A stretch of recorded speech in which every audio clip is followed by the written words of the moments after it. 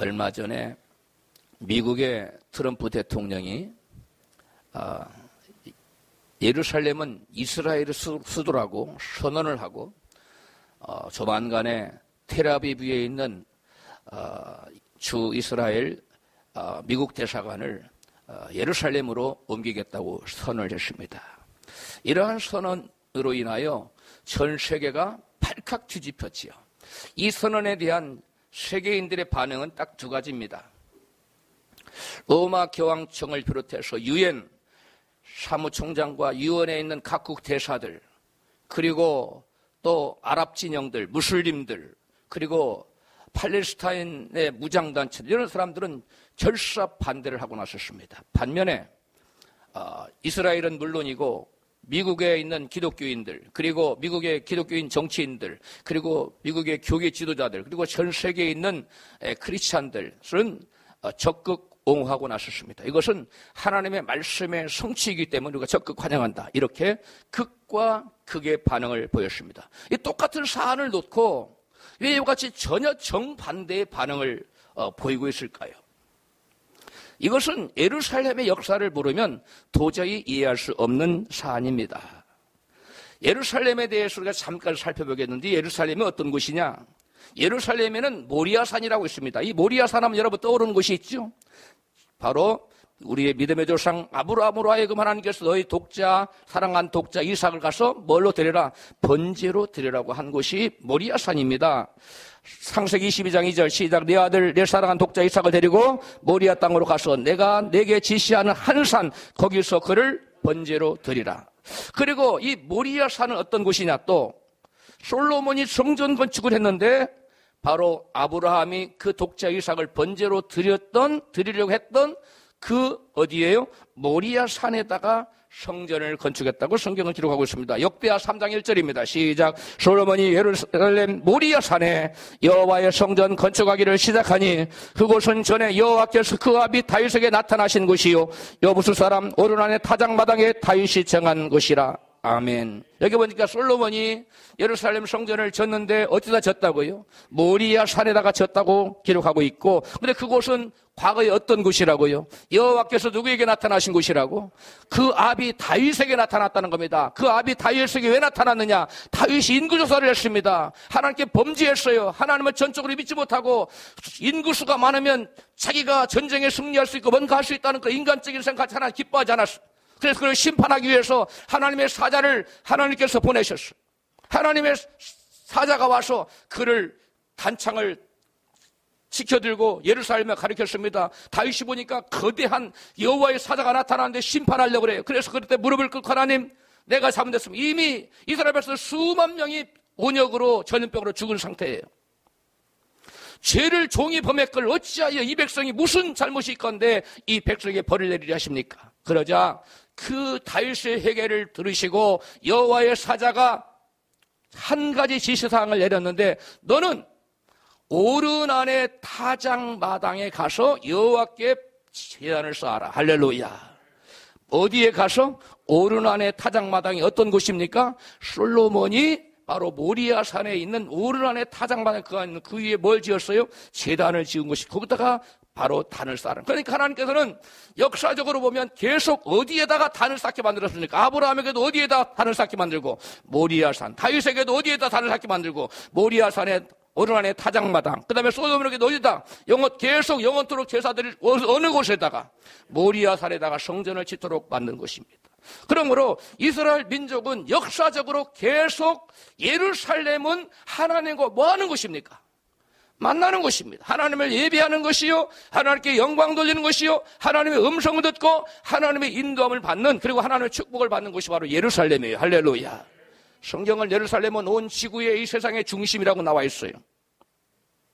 솔로몬이 아무 데나 성전을 세운 것이 아니라 어떤 곳에다 세웠다고요? 하나님께서 조상 대대로 뭐하라고 지시한 곳, 제사를 드리라고, 제단을 쌓으라고 지시한 곳에 바로 영원토록 제사드릴 무엇을 지었다고요?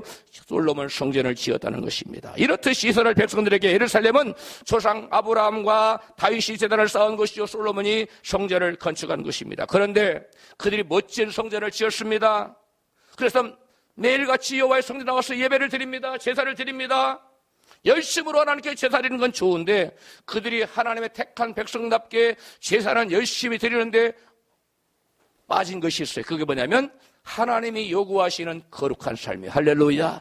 내가 거룩하니 너희도 거룩하라. 하나님이 그 백성을 구원하시고 택하시고 빼신 것은 그 백성으로 하여금 어떠한 삶을 살라고? 거룩한 삶을 살라고, 세상과 구별된 삶을 살라고 그들을 부르시고 성전도 지어서 하나님께 나오게 하고 예배하게 하고 제사 드리게 했는데 그들은 무조건 제사만 드리면 하나님께 제사를 받으시고 영광을 받으시고 우리에게 복을 줄 것이라는 잘못된 믿음을 가지고 제사는 열심히 드렸는데 하나님이 진정 더 원하시는 제사보다 뭘 원하시고 순종을 원하시는데 거룩한 삶을 원하시는데 그 백성은 그런 삶을 살지 않았어요. 그래서 하나님께서 선지 에레미야를 통해서 또 이사야를 통해서 계속 내가 너희를 하나님 말씀을 준행하지 않으면 순종하지 않으면 내가 너희를 이 땅에서 쫓아내리라. 이 땅이 어디입니까? 예루살렘을 말하는 거예요. 성전이 있는 이곳에서 내가 너희를 쫓아내리라. 그러나 너희가 내 말을 잘 듣고 순종하면 너희가 영원 무국토록 이 땅에서 살리라. 할렐루야. 그런데 그들은 하나님 말씀을 계속 때는 하나님의 경고의 말씀에도 불구하고 하나님 선지자들 하여금 돌아오라 거룩한 삶을 살아라, 죄를 버리고 우상을 버리고 하나님께 돌아오라는 말씀을 끊임없이 듣고서도 그들은 돌아왔습니까? 돌아오지 않았습니다. 계속적인 죄를 짓다가 하나님이 그들을 향하여 심판하기로 작정하셨어요. 그들을 이방에게 팔아버리는 겁니다. 이방의 포로로 끌려가게 허락하셨습니다. 성경 에레미야 25장 8절입니다. 시작. 너희가 내 말을 듣지 아니하였은즉 바벨론 왕 느부갓네살을 불러다가 이 땅과 그 거민을 쳐서 진멸하여 쫓아내리라. 할렐루야. 하나님께서 이스라엘 백성들을 그 땅에서 예루살렘에서 쫓아내서 그 땅에 거하지 못하도록 하는 이유가 뭡니까? 너희가 내 말을 듣지 아니하였은즉. 그래서 하나님께서는 그 백성을 쫓아내기로 작정하시고 실제로 쫓아냈습니다. 그런데 하나님께서 쫓아낸다는 예언과 함께 또 어떤 것도 약속하셨냐면 다시금 70년이 차면, 심판의 기간이 차면 70년 만에 다시 고토로 옛날 땅 예루살렘으로 돌아오리라. 할렐루야. 이와 같은 약속을 하셨어요. 에레미야 29장 10절입니다. 시작. 나 여호와가 이같이 말하노라. 바벨론에서 70년이 차면 너희를 이곳으로 돌아오게 하리라. 바벨론은 어떤 곳입니까? 이스라엘 백성들이 포로로 잡혀간 곳이 바벨론이에요. 그 바벨론에서 몇 년 만에 돌아온다? 70년이 차면 돌아온다고 약속을 하셨습니다. 그러니까 심판과 회복을 하나님께서는 동시에 예언을 하신 것입니다. 그들은 하나님의 말씀대로 BC 586년 예수님 태어나기 전 586년 전에 끌려갔다가 그 다음에 70년이 찬 516년에 다시 예루살렘으로 바벨론에서 돌아옵니다. 성경 역대하 36장 22절 23절에 그것을 우리 가르쳐주고 있습니다. 시작. 바사왕 고레스 원년에 여호와께서 에레미야 입으로 하신 말씀을 응하게 하시려고 이루게 하시려고 바사왕 고레스의 마음을 감동시키심에 저가 온 나라에 공포도 하고 초소도 내려 가로되 바사왕 고레스는 말하노니 하늘의 신 여호와께서 세상 만국으로 내게 주셨고 나를 명하여 유다 예루살렘의 성전을 건축하라 하셨느니 너희 중에 무릇 그 백성된 자는 다 올라갈지어다. 아멘. 이 동일한 말씀이 에스라에도 1장에 똑같이 기록되어 있어요. 고레스 왕의 마음을 하나님이 뭐 하셔서? 감동시키시고 주장하셔서 그로 하여금 그 자기 땅 바벨론의 포로로 잡혀와 있는 하나님의 백성 누구를? 이스라엘 백성들을 뭐 하게 하려고? 고토에 들어가서 뭘 지어라? 무너진 여호와의 성전을 지으라고 다시 돌아가라고 여러분 명령을 내리는 겁니다. 할렐루야. 몇 년 만에? 70년 만에 정확하게 이루어집니다. 고토로 돌아온 이스라엘 백성들은 바사 즉 오늘날로 말하면 페르시아지요. 오늘날은 페르시아가 이란으로 이름 바꿨는데 페르시아 제국 치하에서 자치권을 인정받으면서 자유롭게 살 수가 있었습니다. 그러다가 이 페르시아 제국이 망해요.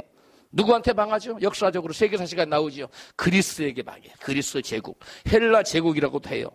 그래서 자동적으로 이 페르시아 밑에 자치권 인정받으면서 살던 이스라엘 백성들이 이제 누구의 치하에 들어가게 됩니까? 그리스 치하에 들어가 그리스의 식민지가 됩니다. 그런 그 다음에 이 그리스의 대왕, 유명한 대왕이죠. 가장 영토를 넓히 넓혔던 알렉산더 대왕이 돌풍 뭐라 그러죠? 무슨 질풍노도와 같다 그러는가? 뭐 그런 말이 있는데 좌우지간 그렇게 막 파죽지세로 그 연전연승을 해가지고 다 아시아와 유럽을 다 집어삼킵니다. 그리고 나서 이 알렉산더 대왕이 33세에 왕위에 오른 지 여러분 6년 만에 자식이 없이 죽어요.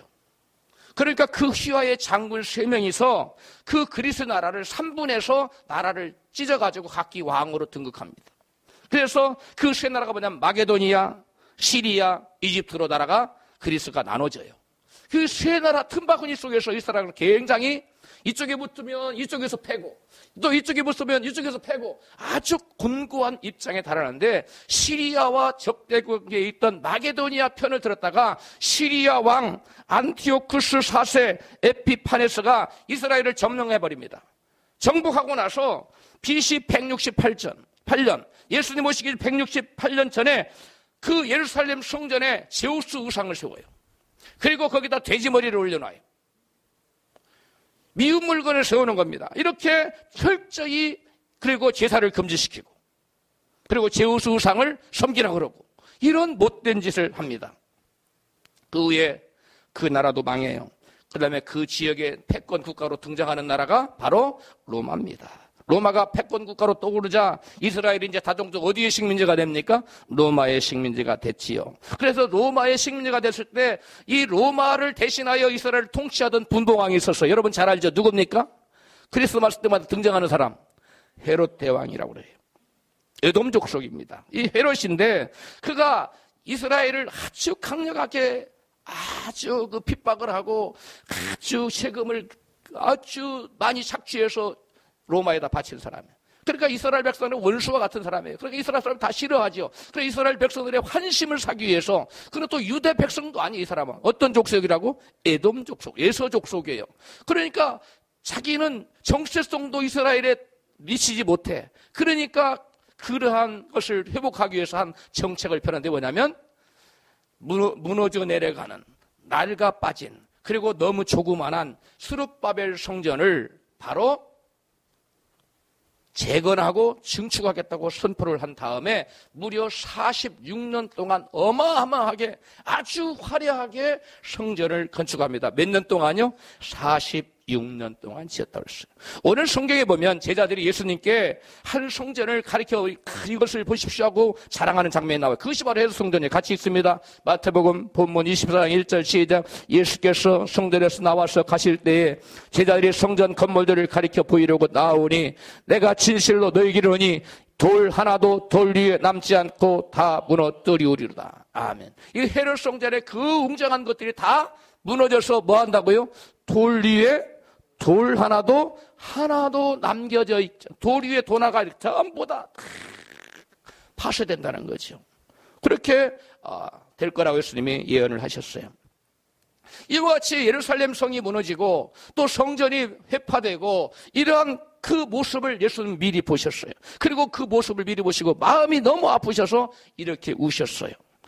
누가복음 19장 41절입니다. 시작. 가까이 오사 예루살렘 성을 보시고 우시며 날이 이를지라 네 원수들이 토성을 쌓고 너를 예루살렘을 둘러 사면으로 가두고 또 너와 및 그 가운데 있는 네 자식들을 땅에 메어치며 돌 하나도 돌 위에 남기지 아니하리니.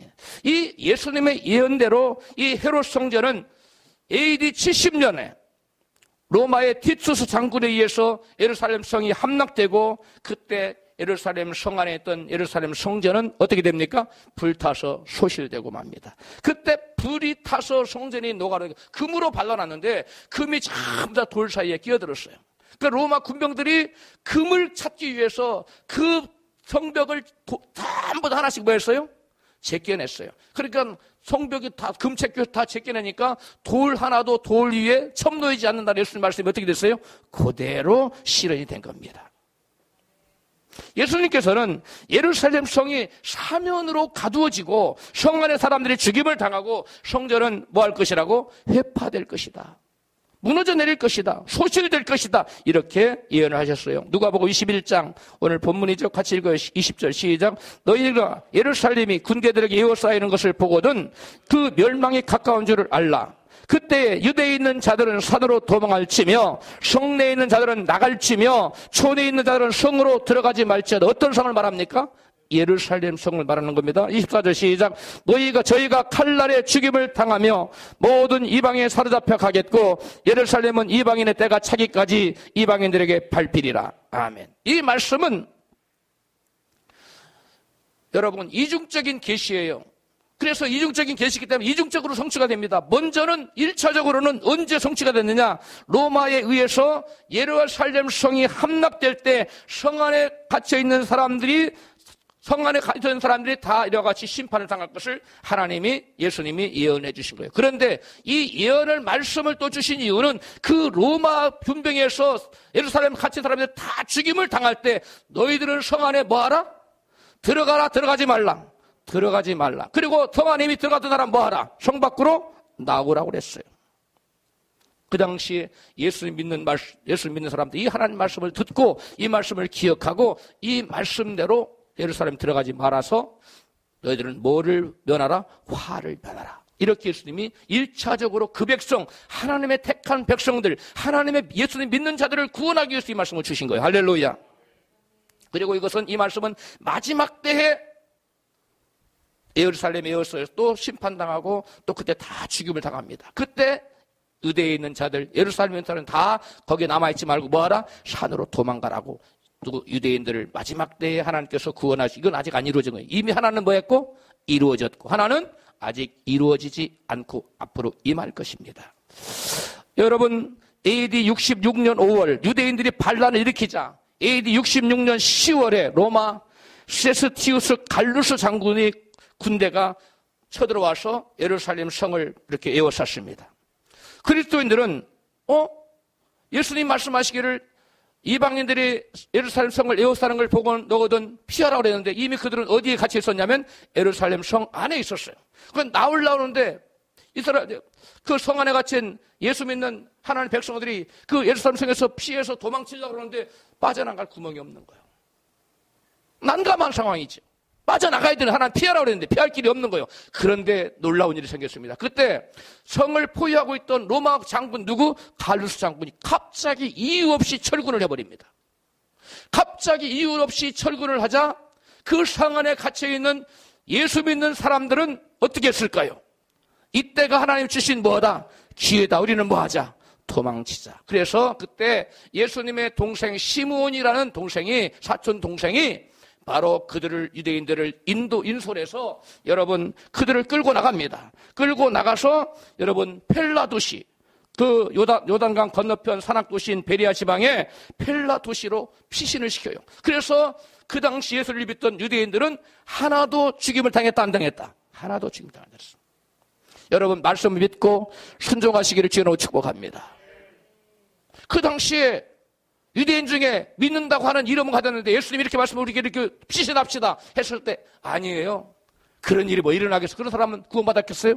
그들은 믿지 않는 유대인과 더불어 로마 티투스 장군이 그 성을 함락할 때 한 사람도 빠짐없이 110만 명이 죽었는데 다 같이 죽었을 거예요. 그런데 여러분 하나님의 예언의 말씀을 그대로 믿고 그 말씀에 순종한 사람 이스라엘 믿는 자들은 어떻게 됐다? 온전히 구원함을 받은 겁니다. 할렐루야. 이것은 한번 이루어졌어요. 그런데 이것은 또 한번 장차 예언으로 우리에게 남아있어요. 이건 우리하고는 상관없는 건데 예루살렘 땅에 있는 유대의 백성들이 그때 예루살렘 성 안에 있으면 죽을 것이고 예루살렘 성에서 나가서 산으로 피하면 그들은 구원을 받는다는 것이에요. 할렐루야. 그 피하는 곳이 어디냐?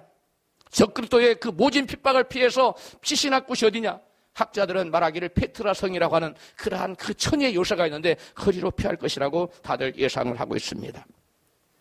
예루살렘의 성을 에워쌌던 갈라스군이 이제 퇴각하고 다시 베스파시아누스 장군이 AD 67년 봄에 반란을 진압하기 위해서 다시 유대에 들어옵니다. 그때 갑자기 네로가 누구죠? 황제죠. 로마의 네로 황제 갑자기 죽어요. 그러니까 네시파시우스가 로마의 황제로 69년 7월 20일에 로마의 황제로 등극합니다. 그리고 이 유대 땅의 반란군을 진압하기 위한 그 지휘관 자리, 장군 자리에는 누구를 파송하려면 자기 아들 티투스 장군을 보냅니다. 티투스는 잘 알고 있죠? 티투스 장군이 대신 들어와요. 네로의 사망과 맞물려서 본국의 상황이 어지럽게되자 이 유대 나라에 와 있던 로마의 진압군과 유대 반란군 사이에 한 1년여에 걸친 휴전기간이 형성이 됩니다. 그 휴전기간 그 말미에 유대인의 절기가 나타난 게 뭐냐면 유월절이에요. 그 유월절에 이스라엘 백성들이 전국에서 약 400만이 몰려듭니다. 예루살렘 성으로. 뭘 지키기 위해서? 유월절 지키기 위해서 몰려드는 거예요. 근데 그때는 무슨 기간이었다? 휴전기간이었으니까 마음대로 들어가기도 하고 나올 수도 있었어요. 예루살렘 성을. 그런데 그렇게 예루살렘 성에서 이제 그들이 유월절 제사를 다 지키고 다 사람들이 이제 빠져나가고 예루살렘 지키겠다고 사람 남아있는 그때에 유월절이 다 끝나고 나니까 로마 장군 티투스는 예루살렘 성을 에워싸고 대대적인 공격을 개시했습니다. 함락을 시키려고 대대적인 공격을 해서 토성을 쌓고 막 공격을 했는데 그 이스라엘 백성들이 결수항전을 하고 버팁니다. 이스라엘 백성들이 며칠간 버티냐면 143일간 버텨요. 그래서 143일 만인 70년, AD 70년 9월 26일에 그 안에 있던 유대인 110만 명이 처절하게 참담하게 살육을 당합니다. 불과 몇 명만 살아남아요. 숨어있던 어린애들하고 몇 명만 살아남아요. 이와 같이 처절하게 죽임을 당하는데 성 안에 결사항전, 죽으면 죽으리다. 우리는 결코 물러서지 않는다. 우리는 싸워보고자. 이런 사람들이 무서워서 도주하는 사람들을 잡아다가 다 어디에다 매달았냐면 십자가에 매달았는데 성 안에 딱 들어가 봤더니 예루살렘 성 주위에 무려 1만 명이 십자가에 달려 죽였더라고요. 얼마가? 1만 명이 성 주위에 다 죽임을 당했는 거예요. 왜? 여호와 이름으로 싸우지 도망가느냐? 잡아서 다 죽인 거예요. 그리고 살아남은 유대인, 그 전에 피신하거나 해서 살아남은 유대인이 9만 명이 포로로 잡혀서 세상에 노예로 끌려갔다고 역사는 우리에게 기록해주고 있습니다. 그 이후 유대인들은 어떻게 되었을까요? 더 이상 예루살렘을 살도록 허락하지 않습니다. 뿔뿔이 다 흩어졌습니다. 유대인들은 세계 각지에 흩어졌는데 그들은 1990년간 세계를 유리방황하는 디아스포라가 되었습니다. 그들은 영국, 독일, 프랑스에 살다가 그 중에 영국, 독일, 프랑스에 살던 그 캐톨릭 기독교인들이 아주 그들을 강력히 핍박하는데 뭐라고 핍박하느냐? 저들은 누구를 죽인 자다? 죄 없는 예수를 죽인 자라고 예수를 죽인 유대인이라고 해서 그들을 아주 강력하게 핍박해서 그들을 쫓아내버립니다. 그래서 그들이 쫓겨나요. 그래서 그들이 어디로 가느냐? 어디로 또 흩어지느냐? 러시아와 동유럽 여러 나라로 흩어졌습니다. 그런데 거기에서도 그들은 핍박을 피할 수가 없었어요. 개는 죽으면 벌 물어야 돼요. 형벌을 받아야 돼요. 그런데 유대인을 죽이면 그 당시 뭐가 없었어요? 벌이 없었어요. 이거 얼마나 여러분 안전이 전혀 보장되지 않는 개만 또 못한 취급을 받으며 유대인들이 살았습니다. 독일이 그렇게 독일 나라에서 예수를 죽인 사람을 핍박을 해도 독일에서 또 떠나지 않고 살아남았던 사람들이 나중에 히틀러가 등장하여 그들 몇 명을 죽입니까? 무려 600명을 가스실에 집어넣어서 죽이고 맙니다. 유대인들이 예루살렘에 쫓겨난 다음에 디아스포라가 되어서 세상 만국에 흩어져 살 때 유대인이 살던 예루살렘과 팔레스타인 지역은 과연 무주공산이 된 겁니다. 이제는 누가 와서 살까요? 누가 그 땅의 주인으로 살까요? 바로 이방인들입니다. 그 이방인들이 주로 어떤 사람들이냐면 시리아와 이집트, 또 요르단 같은 그런 아랍 나라 사람들이 거기 땅에 유대인 나라 땅에 와서 주인 행세를 하면서 무려 적어도 1500년, 길게는 2000년 이상을 그들은 주인 노릇하면서 그 땅을 점유하고 살아갑니다. 이 말씀은 어떤 말씀의 성취냐면 예수께서 말씀하시기를 예루살렘은 이방인의 때가 차기까지 이방인들에게 밟히리라는 말씀이 놀랍도록 성취되는 거예요. 할렐루야. 누가복음 21장 24절 시작. 저희가 칼날에 죽임을 당하며 이스라엘 백성들이 말합니다. 모든 이방에 사로잡혀가고 포로로 잡혀갔죠. 그 다음에 예루살렘은 이방인의 때가 차기까지 이방인들에게 밟히리라. 그러니까 이방인의 때가 찰 때까지 예루살렘은 팔레스타인들은 누가 산다는 거예요?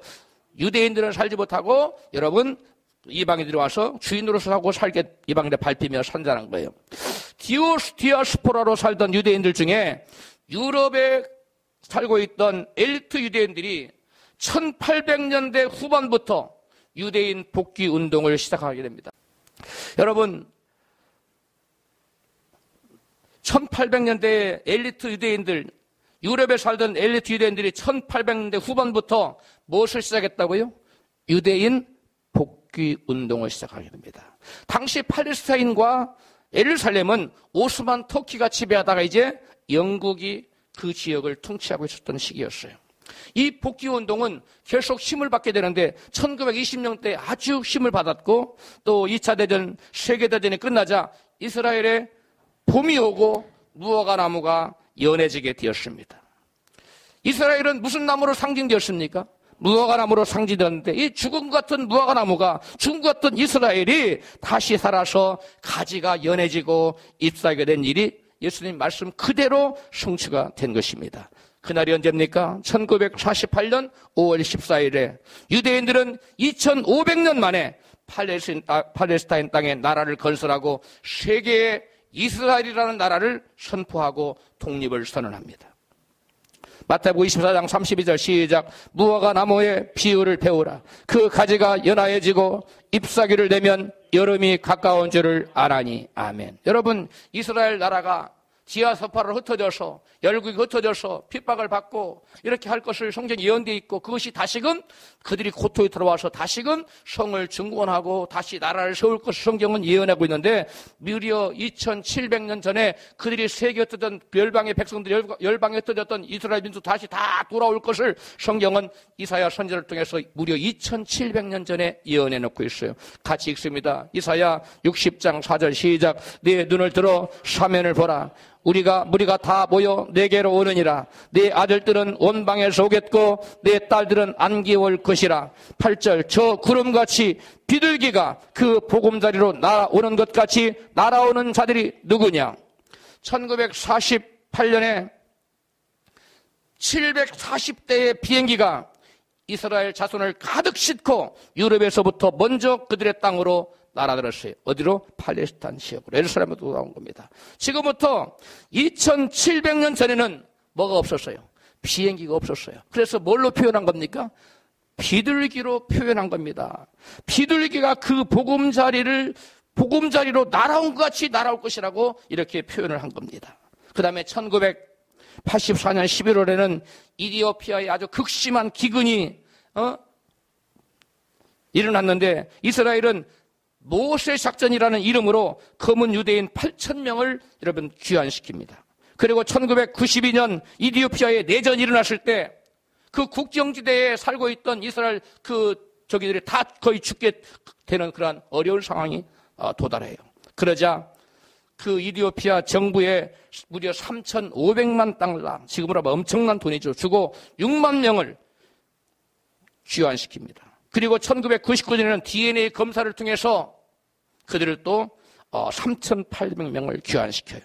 그리고 1950년대, 60년대는 주로 북아프리카에 있던 검은 유대인들을 다 유대 본토로 다 비행기에서 날아오르는 것처럼 비행기로 다 실어서 이렇게 본국으로 이렇게 돌아오게 합니다. 그래서 1991년 이후에는 구소련의 붕괴로 러시아와 중앙아시아에서 유대인들을 비행기로 실어 나릅니다. 건국 초에 그렇게 해서 건국초에 60만 명이던 이 유대인들이 인구는 기하급수적으로 불어나서 2016년 기준 854만 7천 명이 되었어요. 오늘은 벌써 1년이 지났으니까 얼마 정도 됐겠어요? 거의 900만에 육박하는 그런 인구로 우리가 추산할 수가 있습니다. 그리고 1967년 6일간의 제3차 중동 전쟁 때 이스라엘은 동예루살렘뿐만, 옛날 서예루살렘을 처음 차지했는데 동예루살렘뿐만 아니라 또 서요르단까지도 다 차지해버려요. 탈환했어요. 그리고 예루살렘을 이스라엘 수도로 그때 정합니다. 공포합니다. 그런데 세계가 그걸 인정하지 않는 거예요. 어느 나라도 인정을 하지, 미국만 인정하는 거예요. 예루살렘 때문에 여러분 시끄러운 것은 이방인의 때가 차기까지 이방인들에게 밟히던 예루살렘이 조만간 뭐 한다는 거예요? 이스라엘에게 온전히 회복된다는 것을 의미해주고 있는 것입니다. 그 신호예요.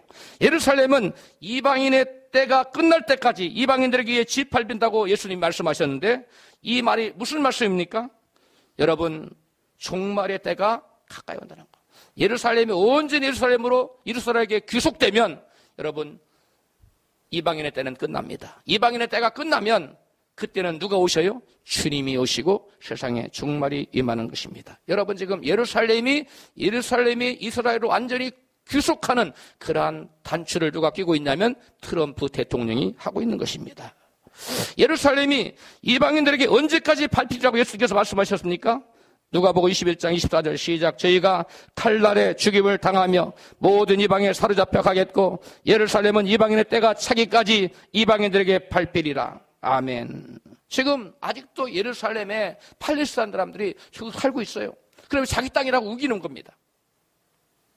그리고 그 동쪽 예루살렘은 팔레스타인 나라를 건설할 건데 그쪽으로 내어달라는 거예요. 자기들의 수도도 예루살렘이라는 겁니다. 이와 같이 싸우고 있는 겁니다. 그런데 예루살렘은 여러분 하나님께서 예수께서 말씀하기를 언제까지 이방인의 때가 차기까지는 누가 그걸 짓밟고 있으리라. 이방인들이 지금도 이방인들이 그들이 받고 있는 상태입니다. 지금은 완전히 밟지는 못하고 반만 받고 있는 겁니다. 이방인의 때가 다 차면 이스라엘이 회복된다는 예언입니다. 로마서 11장 25절 시작. 형제들아 너희가 스스로 지혜 있다함을 면키하여 이 비밀을 너희가 모르기를 내가 원치 아니하노니 이 비밀은 이방인의 수가 충만한 수가 들어오기까지 이스라엘 들어는 완악하게 된 것이라. 아멘. 여러분 유대인들의 수가 충만하게 들어오기까지 그때까지는 어떻게 된다고 했습니까? 더러는 유대인들이 완악하게 된다고 했어요. 즉 이방인들이 예수 믿고 구원받는 때를 이방인의 때라고 그래요. 우리가 이방인의 때에 저와 여러분도 이방인입니다. 유대인 아니면 다 이방인이에요. 이방인들이 지금 은혜를 입어서 누구를 믿고 있어요? 예수를 믿고 있어요. 이게 이방인의 때에 일어나는 하나님의 특별한 은혜입니다. 할렐루야. 이러한 은혜의 때에 우리가 예수 믿는 사람 하나님이 어떤 수를 정해놨어요. 하나님이 구원받을 사람의 수를 정해놨어요. 누군지는 정해놓지 않았지만 하나님이 누구를 구원할 것인지는 정해놓지 않았지만 하나님이 얼마만큼의 무리를 정해놨다고 하나님이 이방인을 이만큼 구원해 하나님의 계획이 있어요. 그 수가 충만한 수가 다 차기까지 예루살렘은 누구한테 짓밟힌다? 이방인에게 짓밟힌다. 그때까지 유대인들은 뭐 하게 된다고요? 마음이 완악해져서 예수님을 믿을 거다 안 믿을 거다? 안 믿을 거라는 거예요. 거절할 거라는 겁니다. 그래서 유대인들은 지금 안 믿고 있죠. 그래서 유대인들이 지금 이스라엘에 있는 사람들 중에 예수 믿는 사람이 제법 있어요. 근데 그 사람들은 대부분 아랍 사람들이에요. 유대인들은 아니에요. 근데 유대인들이 실제로 믿는 사람들이 약 10,000명 정도 되더라고요. 10,000명 정도. 8,000명에서 10,000명 정도 유대인이 믿고 있어요. 그 이방인의 때, 곧 교회 시대가 끝나면 이제 이스라엘 때가 회복되고 세상의 종말은 한 일에 7년만이 남습니다. 이방인의 때가 끝나면 세상의 종말이 몇 년 남는다고요?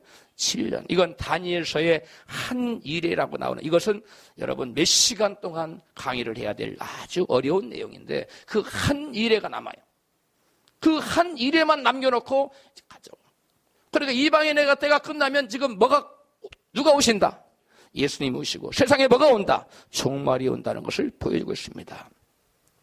예수님께서는 마지막 때가 언제며 또 마지막 때에 일어날 징조를 묻는 질문에 예수님은 2가지로 대답을 하셨어요. 마태복음 24장 3절 시작. 제자들이 어느 때에 이런 일이 있겠사오며 또 주의 임하심과 세상 끝에는 무슨 징조가 있으리까? 이렇게 물었어요. 이렇게 물었을 때 예수님 대답은 2가지인데 하나는 누가복음 21장 20절의 대답이에요. 같이 읽습니다. 시작. 너희가 예루살렘이 군대들에게 에워싸이는 것을 보거든 그 멸망이 가까운 줄을 알라. 그때 유대에 있는 자들은 산으로 도망할지며 성내에 있는 자들은 나갈지며 촌에 있는 자들은 성으로 들어가지 말지어다. 저희가 칼날에 죽임을 당하며 모든 이방에 사로잡혀 가겠고 예루살렘은 이방인의 때가 차기까지 이방인들에게 밟히리라. 주님은 예루살렘이 군대들에게 에워싸는 것을 보거든 뭐한 줄 알아? 멸망이 가까운 줄 알아라. 그리고 성내에 있는 자들은 예루살렘 성에서 나가라. 그래서 성 밖에 있는 사람 예루살렘 성으로 들어가라, 들어가지 말라, 들어가지 말아라. 주님께서 말씀하세요. 이것은 바로 누가복음 21장 말씀은 1차적으로 로마의 티투스 장군 때에 성내에 있는 자들에게 성내에 있는 자들에게 주신 말씀이고, 마지막 때에는 적그리스도가 출현해서 예루살렘을 에워쌀 때, 이스라엘과 대적하는 나라가 이스라엘과 전쟁하는 그 나라가 예루살렘을 에워쌀 때, 그때에 유대인들을 뭐하기 위해서? 구원하시기 위해서 주신 말씀이에요. 그 다음에 또 한 가지는 본문 마태복음 24장 14절 20절 말씀인데, 다니엘의 말한 바 멸망에 가져간 것이 거룩하게 선 곳을 보거든이라는 대답이에요. 같이 읽습니다. 마태복음 24장 15절 시작. 그러므로 너희가 선지자 다니엘의 말한 바 멸망에 가져간 것이 거룩한 곳에 선 것을 보거든 읽는 자는 깨달을진저 그때에 유대에 있는 자들은 산으로 도망할지어다. 아멘. 너희가 구약 성경에 다니엘의 예언을 읽거든 깨달으라는 거예요. 예수님의 다니엘은 예수님께서 인용하신 다니엘은 어떤 것입니까? 다니엘서 11장 31절입니다. 같이 읽어요. 군대는 그의 편에 서서 성소 곧 견고할 것을 더럽히며 매일 드리는 제사를 폐하며 멸망케 하는 미운 물건을 세울 것이며. 아멘. 예수님께서는 마태복음 24장에서 멸망에 가증한 것이 거룩한 그 선 것을 보거든 유대인 자들 사도 도망가라고 했어요. 근데 이 멸망에 가증한 것이 거룩한 곳에 선 것을 본 것은 이미 예수님 말할 당시에 이루어졌습니까? 안 이루어졌습니까? 이미 이루어졌어요. 한 번 이루어졌어요. 그러므로 이 다니엘 예언은 몇 중 계시예요? 2중 계시예요. 한 번만 이루어지는 것이 아니라 2번 이루어지나. 한 번은 언제 이루어졌냐면 이 다니엘의 예언은 시리아의 바로 BC 168년 전에 시리아의 안티오쿠스 4세 에티파네스에 의해서 성취됐어요. 그가 예루살렘을 정복하고 그 다음에 성전에다가 무엇을 세웠어요? 제우스 성전을, 제우스 신전을 세우고, 제우스 상을 세우고, 신상을 세우고, 번제단에 부정한 돼지무리를 딱 올려놨어요. 그래서 여러분, 이 다니엘의 예언, 멸망에 가증한 것이 거룩한 구성 것을 보거든, 이 다니엘 예언이, 바로 이루어졌다는 거예요. 그런데 이미 이루어진 예언을 가지고 예수님이 너에게 이런 일이 있을 것이다. 그러면 그 다니엘이 말한 예언은 이미 한번 이루어졌는데 예수님이 또 이루어진다 그러면 그 다니엘은 몇 번 성취된다는 겁니까? 2번 성취된다는 거예요. 한 번은 시리아의 안티오쿠스에 의해서 여러분 안티오쿠스 에티파네스에 의해서 성취가 됐고 또 한 번은 마지막에 이 안티오쿠스 에티파스는 누구의 그림자냐면 앞으로 나타날 적그리스도의 모형이에요. 실제로 그보다 무서운 잔인한 적그리스도가 출현해서 예루살렘을 에워싸고 예루살렘 성을 정복하고 그 다음에 성전에 들어가서 이 미운 물건을 세울 거라는 거예요. 여러분 이게 여러분 역사에 한 점도 틀림이 없어요. 하나님의 말씀이 기가 막히게 성취가 되고 있어요. 할렐루야. 다니엘서에 나오는 예언은 800가지가 넘어요. 근데 그 800가지가 지금 마지막 아까 얘기한 한 일에 적그리스도 출현하는 그 부분만 몇 개만 빼놓고 다 이루어졌어요. 정확하게 이루어졌습니다. 이와 같이 여러분 성적이 그 놀라운 예언들이 정확하게 실현된 것으로 보아서 앞으로 이러한 일들이 우리에게 닥칠까요? 닥치지 않을까요? 분명하게 닥치는 것입니다. 할렐루야. 여러분 그리고 본문 24장에 다니엘이 말한 바 에티파네스 때처럼 마지막 때에 또 세워지거든 그때 유대인들은 뭐하라? 도망하라고 말하고 있어요. 그때 적그리스도의 그 핍박을 피해서 이스라엘 백성들이 피할 곳은 바로 난공불락의 성 페트라라고 여러분 사람들은 성경학자들은 추측하고 있어요. 두 말씀 다 이중적으로 성취되고 있습니다.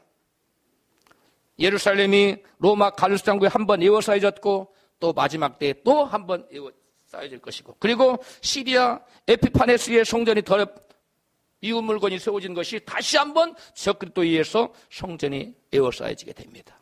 여러분 한 번 그림자로 성취됐고 또 한 번 실제적으로 성취된다는 거예요. 할렐루야. 최근 트럼프 대통령이 예루살렘이 이스라엘의 수도라고 선언하는 것은 믿는 자들에게 보내는 하나의 메시지예요. 믿는 자들에게 뭘 보내는 사인이냐? 내가 너희들이 갈 때가 뭐해졌다? 심히 가까워졌다. 너희들이 이 때를 알아차려라. 시대를 분별하라고 주신 사인입니다. 이방인에게 밟히던 예루살렘이 이제 주인인 이스라엘에게로 소유권이 넘어가려고 하고 있다. 완전히 이방인의 때가 끝나면 누가 오신다고 그랬어요? 주님이 오시고 세상이 끝난다고 해서 내가 지금 바로 그 직전에 와 있다. 이렇게 지금 사인을 보내주시는 거예요. 이방인의 때가 거의 끝나가고 있다. 그런 사인이에요. 그러므로 너희는 깨어서 뭐하라? 근신하며 신랑 되신 나 예수를 맞을 준비를 하라고 주님께 주시는 사인인 것을 깨달으시기를 주로 축복합니다. 제자들이 어느 때에 주님이 말씀하시느냐고 묻자 본문 마태복음 23장 32절 이하에 이같이 대답합니다. 같이 읽습니다. 무화과나무의 비유를 배우라. 그 가지가 연하여지고 잎사귀를 내면 여름이 가까운 줄을 아나니 이와 같이 너희도 이 모든 일을 보거든 인자가 가까이 문 앞에 있는 줄 알라. 내가 진실로 너희에게 이르노니 이 세대가 지나가기 전에 이 일이 다 이루리라. 이 세대란 this generation이에요. 한 세대, 두 세대, 한 대, 두 대 이렇게 말하죠. 무화과나무로 상징되는 이스라엘은 언제 싹을 내고 잎을 냈습니까? 어째 그 나무가 연해지고 잎을 냈어요? 1948년 5월 14일에 예루살렘을 수도로 정하고 이스라엘이 독립을 국가를 이스라엘 나라를 여러분 세웠을 때에 여러분 그 잎사귀가 난 것으로 보고 있어요. 그리고 또 하나는 이스라엘이 예루살렘을 서쪽만 회복하고 동쪽을 회복하지 못하게 완전한 이스라엘 회복이 아니다 이렇게 보는 학자들도 있어요. 그래서 이스라엘이 완전한 싹을 내고 잎사귀를 돋는 것은 바로 이스라엘이 6.1 전쟁을 통해서 빼앗겼던 예루살렘까지 완전히 탈환한 1967년이 바로 나무가 연해지고 잎을 돋는 것이다. 이렇게 또 보는 학자들도 있습니다. 그런데 주님께서는 언제 주님이 오신다고 했어요? 에? 그 가지가 연해지고 잎사귀를 내면 인자가 가까이 문 앞에 이른 줄 알라. 그런 일이 언제 발생했다고요? 언제 발생했어요? 그 가지가 연해지고 가지가 이파리를 내고 한 것이 언제 일어났다고요? 1948년 5월 14일. 그리고 또 한 설은 1967년에 예루살렘까지 완전히 회복을 해요. 그런데 이 모든 일이 언제 다 이루어진다? 주님이 오시기까지 언제 다 이루어진다? 이 세대가 지나가기 전에. 그러면 우리가 이 세대를 알아야 돼요. 이 세대가, 한 세대가 얼마냐? 마태복음의 족보에서는 한 세대를 40년으로 나와 있어요. 그러면 40년을 적용해봐요. 1900때부터. 그러면 그 40년은 맞습니까? 맞지 않습니다. 그런데 성경은 또 한 곳에 한 세대를 얘기하고 있어요. 그것이 어디면 창세기에 나와요. 창세기 15장 13절입니다. 시작. 여호와께서 아브라함에게 이르시되 너는 정령이 알라. 내 자손이 이방에게 객이 되어 그들을 섬기겠고 그들은 400년 동안 내 자손을 괴롭게 하리니 내 자손이 4대 만에 이 땅에서 돌아오리니 아멘. 그래서 출애굽기에 보면 이스라엘 백성들이 여러분 430년 만에 약속대로 나와. 예수님은 하나님께서 여호와께서 아브라함에게 약속하실 때는 어라운드를 얘기했어. 400년 어라운드를 얘기했고 약 400년을 얘기했고 4대를 얘기했는데 정확하게 몇 년 만에 나왔다고요? 430년 만에 애굽에 종살이를 한다고 탈출해 나옵니다. 430년. 그래서 여러분 여기서 보니까 한 태가 400년을 4대라고 그랬으면 한 대는 몇 년이에요? 100년이에요. 원 제너레이션은 4대예요. 원 제너레이션은 여러분 100년을 말하는 거예요. 여기서 포스, 영어로 fourth generation이라고 했어요. 4대 만에 in the fourth generation. 4대 안에 내 자손이 이 땅에 돌아온다는데 실제로 그들이 4대에 돌아왔습니다. 4대만이라는 말은 4세대 만의 그런 말씀이에요. 영어로는 세대를 뜻하는 generation이라는 단어입니다. 이 세대가 지나가기 전이면 1948년을 기점으로 하면 100년 후, 1967년을 기점으로 하면 또 100년 후 계산은 여러분이 하세요. 그 전에 어느 한 시점, 언젠지는 몰라요. 왜?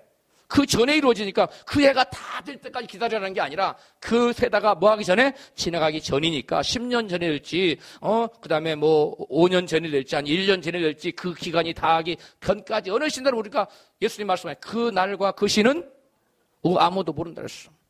그거 안다 그러면 이상한 거예요. 아무도 정확한 때는 알 수가 없어요. 그렇다고 시한부 종말난 자들의 그 주장처럼 주님이 다음 달에 오십니다. 아니면 석 달에 오십니다. 아니면 1년에 오십니다. 이런 건 다 거짓말이에요. 주님은 여러분 다음 달에 안 오세요.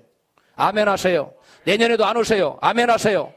그 지금 역사적 시간표가 지금 예루살렘에서 이루어져야 되는 것들이 아직 안 되고 있어요. 많은 것들이 진행이 됐지만 아직 1년 이내에는 절대로 안 돼요. 몇 년의 그런 시간이 필요해요. 여러분, 성경은 우리에게 말씀합니다. 사도 바울을 통해서 빛 가운데 거하는 자들에게는 주의 날이 도적같이 임하지 않을 것이라고. 따라서 하세요.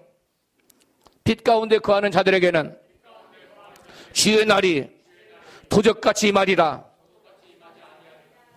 정신 차렸어요.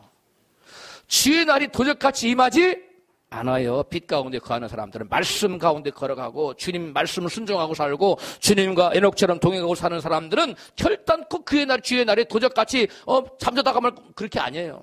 알고 있어요. 우리가 그때쯤 되면 벌써 적그리스도가 출현하고 예루살렘의 에워싸 이런 것들을 보면 우리가 아하 신랑이 오시는구나 알게 돼요. 근데 정확한 그 날과 시는 몰라요. 데살로니가전서 4장 5장 1절부터 시작. 때와 기한에 관하여는 너희에게 쓸 것이 없음은 주의 날이 밤에 도적같이 이를 줄을 너희가 자신이 자세히 알미라. 3절 저희가 즉 저희는 누구를 말하냐면 세상 사람들이 평안하다 안전할 그때에 멸망이 홀인이 저희에게 임하리니 결단코 피하지 못하리라. 4절 형제들아 너희는 어둠에 있지 아니하매 그날이 도적같이 너희에게 임하지 못하리니. 5절 너희는 성도들은 다 빛의 아들이요 낮의 아들이라. 우리가 밤이나 어둠에 속하지 아니하나니. 9절 하나님 우리를 세우심은 노하심에 이르게 하심이 아니요 오직 우리 주 예수 그리스도로 말미암아 구원을 얻게 하신 것이라. 아멘. 여기 보니까 이 바울은 저희와 너희를 구분했어요. 저희는 누구를? 세상 사람. 너희는 누구를? 믿는 하나님의 백성들. 이렇게 저희와 너희를 구분했어요. 저희에게는 멸망이 어떻게 임한다고? 호련히 도적같이 임해요. 그러나 너희에게는, 믿는 자들에게는 도적같이 임하지 않을 거라는 거예요. 왜? 우리는 뭐기 때문에? 빛의 자녀요 어둠에 거하지 아니하기 때문에 우리에게는 그날이 도적같이 임하지 않는다는 거. 할렐루야. 우리 예수를 믿는다는 믿음을 가지고 있지만 경건의 모양은 있지만 능력이 없고 말씀대로 설지 않는 사람들에게는 그날이 호련히 임해요. 세상 사람과 같이 취급받아요. 그러나 여러분 진정으로 예수 믿는 사람들에게는 여러분 결단코 멸망이 호련히 임한다 임하지 않는다. 임하지 않아. 도적같이 임한다 임하지 않는다. 임하지 않아요. 여러분 그런데 9절 말씀을 다시 한번 봐요. 시작. 하나님 우리를 세우심은 노하심에 이르게 하심이 아니요 오직 우리 주 예수 그리스도로 말미암아 구원을 얻게 하신 것이라. 이 노하심이 말하면 여러분 환난 대환란의 그 진노를 말하는 거예요. 거기서 우리를 일으키게 하시게 한다는 거예요. 우리를 구출해 주신다는 거예요. 예루살렘 멸망하기 전에 그 백성을 뭐하게 하신 것처럼 피신시켰잖아요. 유대인들 산으로 빼서 피신시키잖아요. 똑같아요. 주님이 임하실 때 대환란이 임해서 적그리스도가 세상을 막 저기할 때 여러분 온전히 믿는 사람들은 피신시킨다는 거. 할렐루야.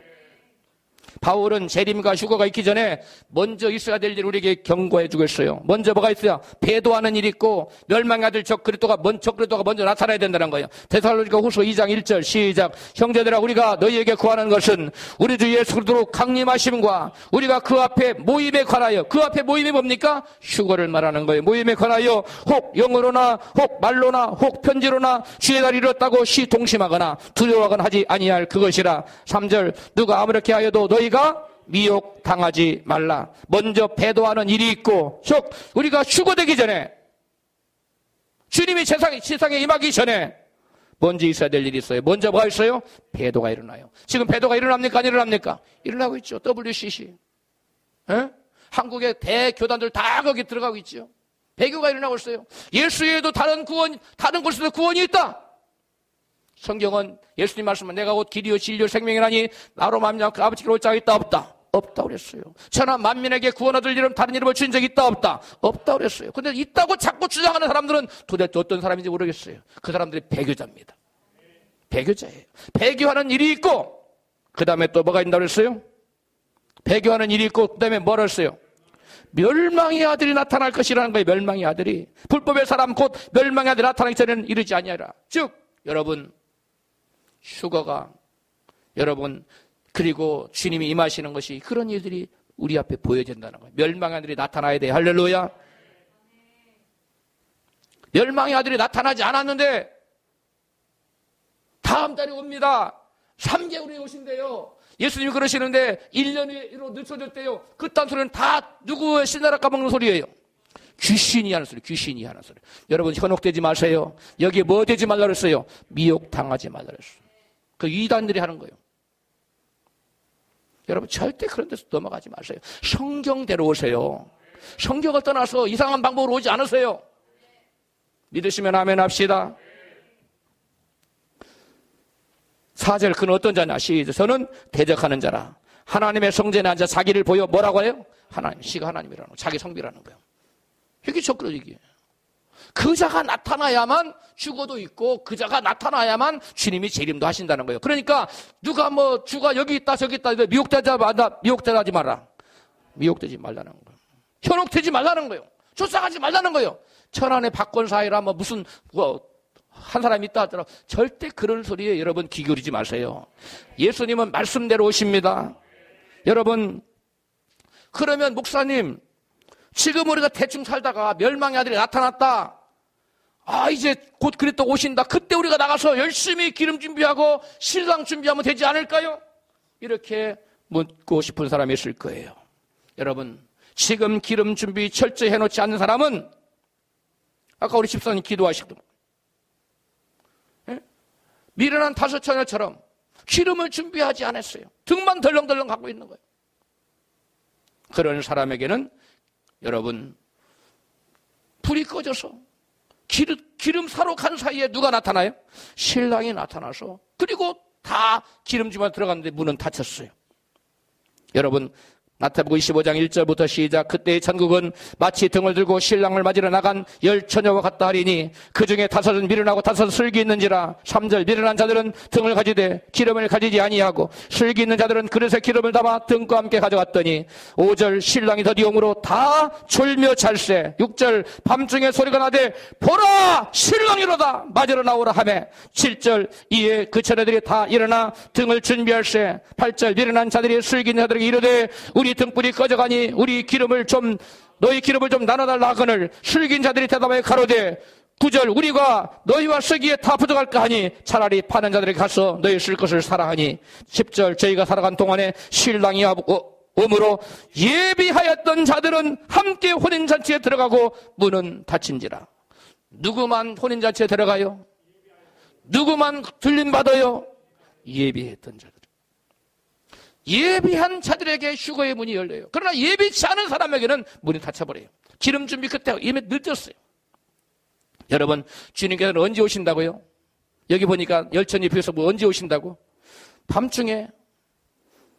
밤중인데 사람들이 다 뭐하고 있는 밤중에? 다 졸며 자는 때라는 거예요. 이게 영적인 의미입니다. 이 비유적인 말씀인데 주님이 오시는 때는 영적으로 깊은 밤이라는 거예요. 그래서 예수 믿는다고 하는 사람들도 다 졸고 자고 그래요. 온전하게 믿는 사람이 찾아보기 힘들다는 거예요.